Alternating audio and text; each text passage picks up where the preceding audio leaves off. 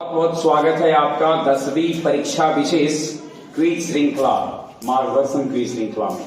आज हम हैं आपके बीच में मार्गदर्शन क्विज श्रृंखला में अर्थशास्त्र विषय के साथ। इससे पहले कि सौरभ हम अपनी क्विज के प्रश्न की शुरुआत करें, एक निवेदन आपके माध्यम से अपने तमाम 10वां के परीक्षार्थियों से करना चाहेंगे। समाज अध्ययन जब हम एग्जाम देते हैं तो उसमें इतिहास, भूगोल, नागरिक शास्त्र, आपदा प्रबंधन और अर्थशास्त्र रहते हैं। तो मैं एक विशेष अनुरोध करूंगा, जो डाटा पर खासकर जो आंकड़ों पर आधारित प्रश्न होते हैं और अगर इसका उत्तर अगर वो देना चाहे अगर मजबूरी हो तभी दें, अन्यथा उसे अगर छोड़ सकते हैं तो ज्यादा बेहतर होगा, क्योंकि डाटा कंफ्यूजन पैदा करता है, वो बदलते रहता है। इसलिए हम उन प्रश्नों को ही आपके बीच में लाए हैं जो ज्यादा डाटा बेस्ड नहीं। चलिए आरंभ करते हैं हम अपने सफर को। और आज इकोनॉमिक्स में हमारे साथ यूं तो कुल 22 प्रश्न होंगे जो ऑब्जेक्टिव हैं, जिसके लिए 4 विकल्प होंगे, लेकिन कुछ प्रश्न ऐसे भी पूछे जाएंगे जिनके लिए कोई विकल्प नहीं होंगे। शुरुआत करते हैं हम अपने सफर का। सौरभ, पहला सवाल आपसे है, विश्व व्यापार संगठन WTO का मुख्यालय कहां है? किस शहर में, दुनिया के किस शहर में विश्व व्यापार संगठन का मुख्यालय है? Option A New York, B Washington DC, C Paris, D Geneva. Option B Geneva. एक स्विट्जरलैंड के शहर जेनेवा में, स्विट्जरलैंड देश में जेनेवा शहर में वर्ल्ड ट्रेड ऑर्गेनाइजेशन का मुख्यालय है। मैं अपने श्रोताओं को बताना चाहूंगा कि यह 1995 से अस्तित्व में आया, काम कर रहा है जनवरी 1995 से।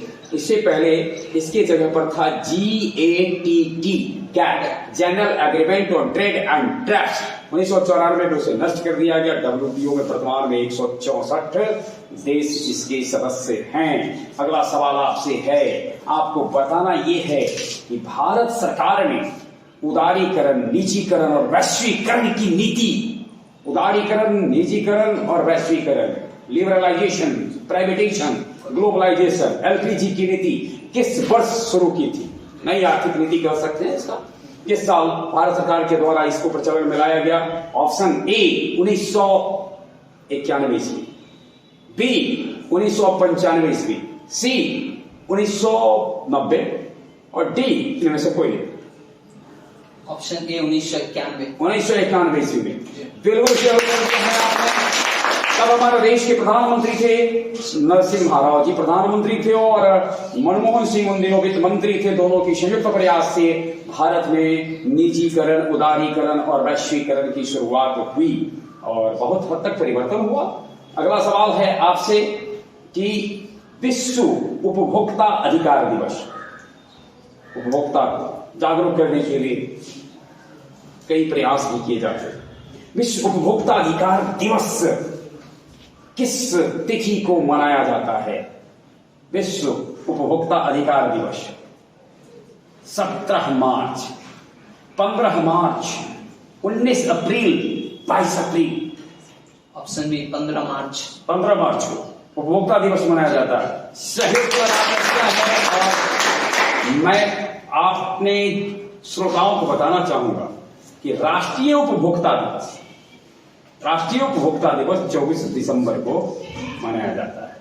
और राष्ट्रीय उपभोक्ता के लिए अगर आप चाहते हैं कि आपको अगर आप एक उपभोक्ता के रूप में किसी तरीके की परेशानी महसूस कर रहे हो और किसी पर अगर आपको शिकायत करनी हो तो इसके लिए एक हेल्पलाइन नंबर है 1800114000, 1800114000। और एक जानकारी मैं आपके माध्यम से देना चाहूंगा, 20 लाख रुपए तक की जो अगर उपभोक्ता से जुड़े विवाद होते हैं इसे जिला फोरम में ही कर लिए जाते हैं। और अगर इसके बाद अगर उच्च हैं और वस्तु या सेवा का मूल्य अगर 1 करोड़ रुपया या उससे अधिक का हो तो राष्ट्रीय आयोग के पास मामला चला जाता है। चलिए, इसका एक बड़ा प्रसिद्ध नारा आया था उपभोक्ता को, जो कि भारत में उपभोक्ता के साथ एक परेशानी है कि वस्तु खरीदने जाते हैं तो एक्सपायरी डेट तक नहीं पड़ते, तौल, उसके मार्का, उसकी शुद्धता, उसके एक्सपायरी डेट, इन चीजों को परखने के लिए ठीक से खरीदे, इसके लिए एक बड़ा सुंदर नारा था, जागो ग्राहक जागो। तो जागो ग्राहक जागो। आप बीच आ गए और अगला सवाल आपसे है, भारत ये नहीं दुनिया में अर्थव्यवस्था को कई प्रकार से बांटा गया है, ठीक है। तो स्वामित्व के आधार पर अर्थव्यवस्था के कितने प्रकार होते हैं? Option A 1 2 3 4। ऑप्शन सी 3 होते हैं। सही उत्तर दिया है आपने।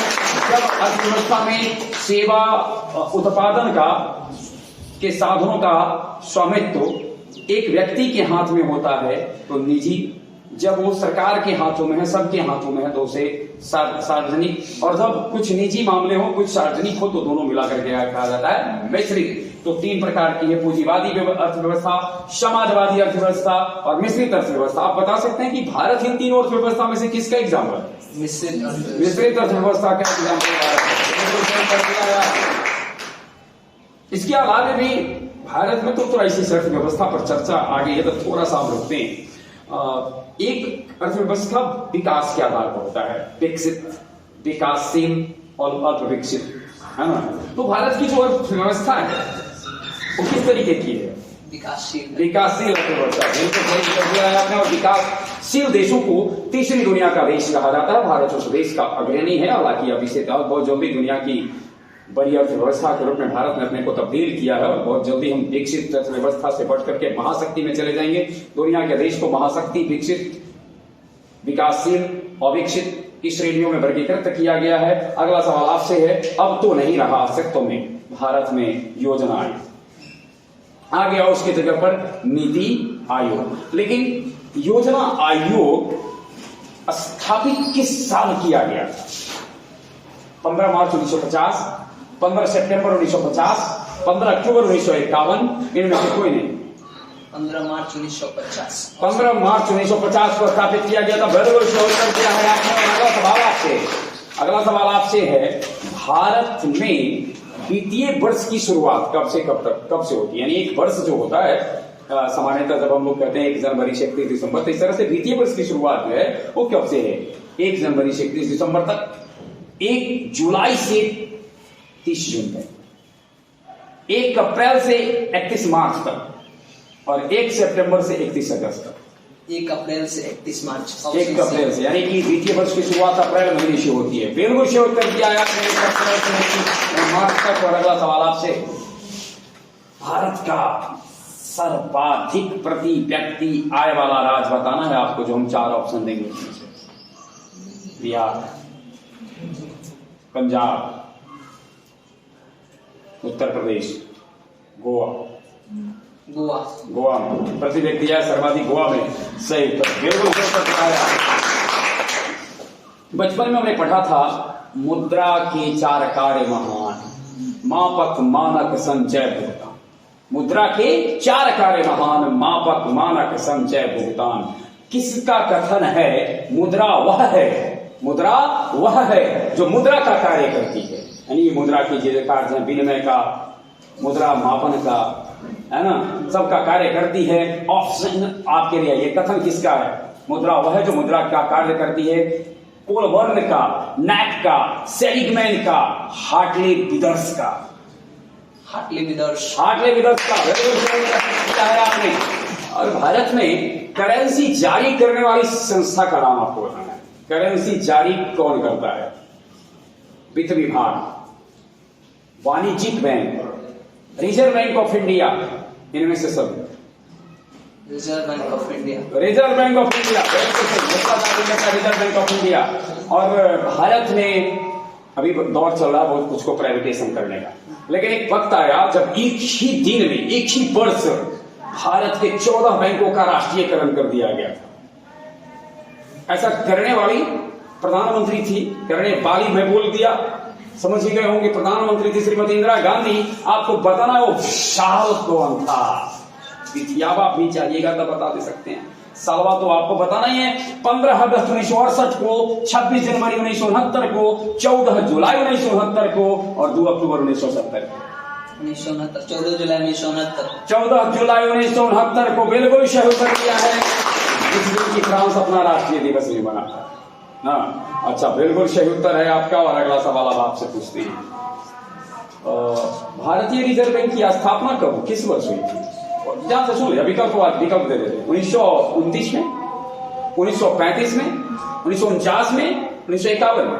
1935 में। 1935 में, बिल्कुल सही उत्तर दिया है आपने। और एक सवाल ऐसे इसका है नहीं, आपसे जानना चाहते हैं, अभी भारतीय रिजर्व बैंक के वर्तमान गवर्नर कौन है? वर्तमान गवर्नर? जी जी जी,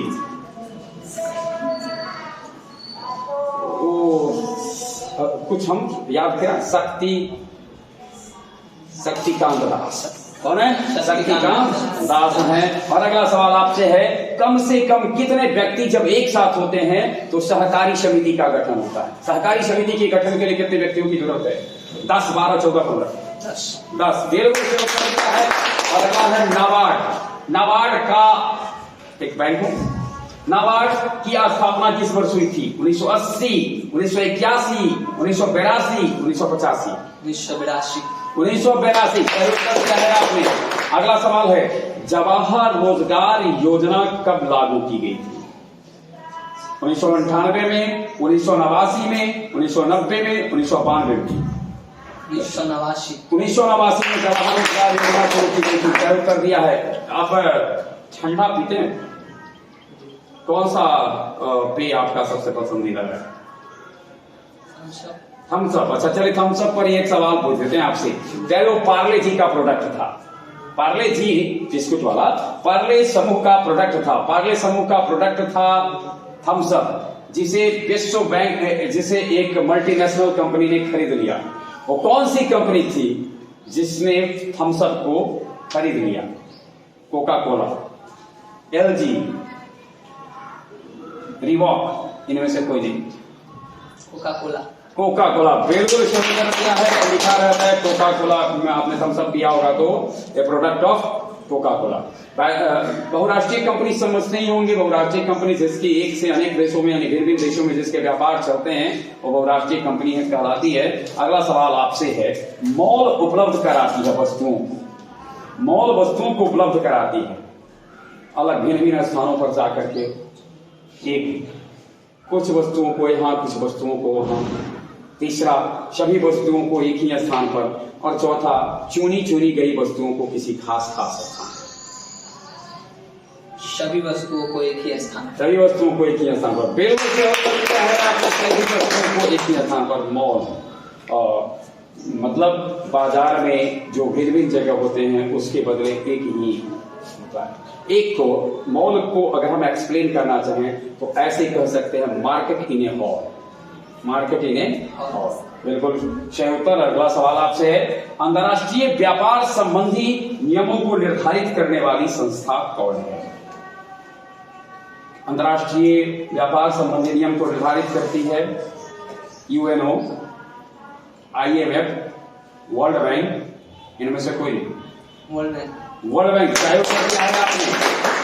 बहुत सही उत्तर। अब तक सारे प्रश्नों का सही उत्तर दे दिया है। और अगला सवाल आपसे है, उपभोक्ता अगर उपभोक्ता फोरम में अपनी शिकायत करने जाए तो उसको कितना रुपया आवेदन शुल्क के रूप में जमा करना पड़ता है? 50 रुपया, 100 रुपया, 60 रुपया, 0 रुपया? 0 रुपया। 0 रुपया, बिल्कुल। और अगला सवाल आपसे है, उपभोक्ता संरक्षण अधिनियम किस साल पारित भी हो गया और लागू भी हो गया? 1986, 1988, 1987, 1989, 1986, 1988, 1987, 1989? 1986। 1986। अगला सवाल आपसे है, उपभोक्ता इंटरनेशनल की स्थापना किस वर्ष हुई थी? उपभोक्ता इंटरनेशनल की स्थापना 1982, 1983, 1984, 1985? 1985। सही ही उत्तर दिया है आपने। और इकोनॉमिक्स का आखिरी सवाल आपसे है, भारत सरकार ने सूचना का अधिकार अधिनियम किस साल पारित किया? 2004, 2005, 2006, 2007? 2005। 2005 में सूचना का अधिकार अधिनियम। सही उत्तर आपने दिया है। और हम अपेक्षा करते हैं इसी तरीके से आप हमारे साथ जुड़े रहें। हम 13 फरवरी तक, 13 से 14 फरवरी के बीच में ये पूर्ण कोशिश करेंगे कि 10th बोर्ड के सारे टॉपिक पर छोटा छोटा वीडियो जो महत्वपूर्ण प्रश्नों का है, जिससे कि आप न केवल ऑब्जेक्टिव प्रश्न को वरन शॉर्ट टाइप प्रश्नों का भी उत्तर आप इसे दे सकते हैं। और अगर आप चाहते हैं कि इनसे जुड़े PDF प्राप्त करें तो आप वो भी आप हमारे टेलीग्राम चैनल से प्राप्त कर सकते हैं। बहुत बहुत धन्यवाद।